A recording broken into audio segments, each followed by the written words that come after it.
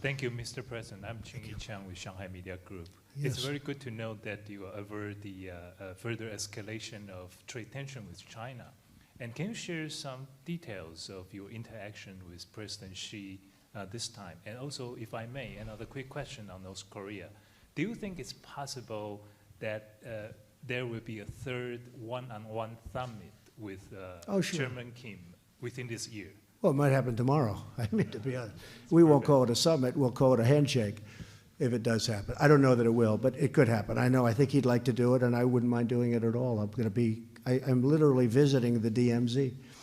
And so, but I will, as per your question about President Xi, he's a brilliant leader. He's a brilliant man. And you know better than I, he's probably considered to be one of the great leaders in 200 years in China.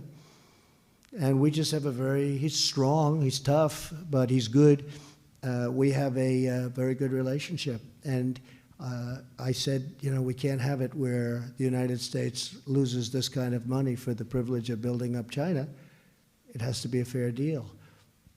And he understands that. But as he said, nobody ever came to us. It's true. No other president came to him. My presidency could be a lot easier, not only for that, but for many other reasons. It'd be a lot easier. But I don't want it to be easy. It's a point in time. I have a chance to do things that nobody else has ever done. So we're making a deal with China, or we're attempting. And if we don't, we'll go back into, we have a tremendous ripe field of tremendous money that would be coming into our country. But I have a feeling that over a period of time, and again, I'm not rushed, and I told him that I want to get the deal right. It's extremely, I wouldn't even say complicated, but very intricate.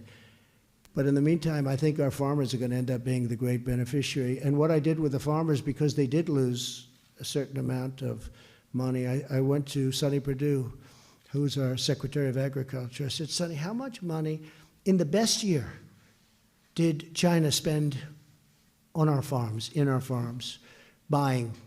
He said, the best year, about $16 billion. I said, okay, well, we're taking in much more than that now every year in tariffs. And I took $16 billion out of those tariffs, and essentially out of those tariffs, and we're distributing it among farmers who have been hurt because they've been used as a pawn so that China could get a good deal. But in the end, the farmers are going to be the biggest beneficiary. But I've made up for the fact that China was, targeting our farmers because they know the farmers like me. And I like them. I love them. And they sort of love me, I guess, when you get right down to it. And it was $16 billion. It's a lot of money. But I took it out of the tariff money, essentially, and we are in the process of distributing. The farmers could not be happier, other than they're unusual. I had them around a table, many of the farmers, and about 5 weeks ago, they said, we don't want money. We want just a level playing field. I said, you're right. Most groups want money. They'll take any way you want to give it to them, they'll take. The farmers are in a class by themselves in so many ways. They don't want subsidies. They don't want a handout. All they want to do is have a level playing field. They're unbelievable people. Thank you, Mr. President. Thank you. Could I clarify your negotiations and what you agreed to with China on Huawei? Sure. Did you agree that Huawei can sell to the U.S. or that U.S. companies can sell to U.S. Huawei? companies can sell their equipment to Huawei. We're talking about equipment where there's no great national emergency problem with it, but the U.S. companies can sell their equipment. So we have a lot of the great companies in Silicon Valley and based in different parts of the country that make extremely complex equipment. We're letting them sell. Yeah, you, right. Thank you very much, Mr. President. I'm Zhang Qi with China's Caixin Media Business News Organization in China. Just a little bit follow up on Huawei. You say you're gonna discuss Huawei's entity listing soon.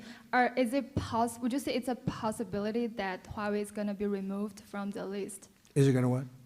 Removed from the entity list. I don't want to talk about it now. I mean, we're looking at that very carefully. Huawei is very much in play in terms of our country and in terms of intelligence and the intelligence community. We know a lot about Huawei, but I don't want to mention that right now. I just think it's inappropriate. I will say that We're not making it, other than what I told you already, we're not making it a big subject. We're going to save that for later.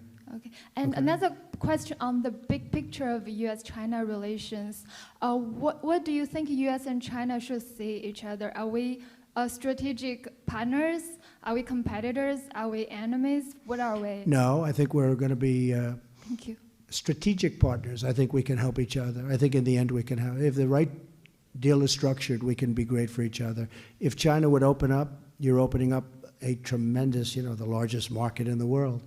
And right now China's not open to the United States, but we're open to China. That should have never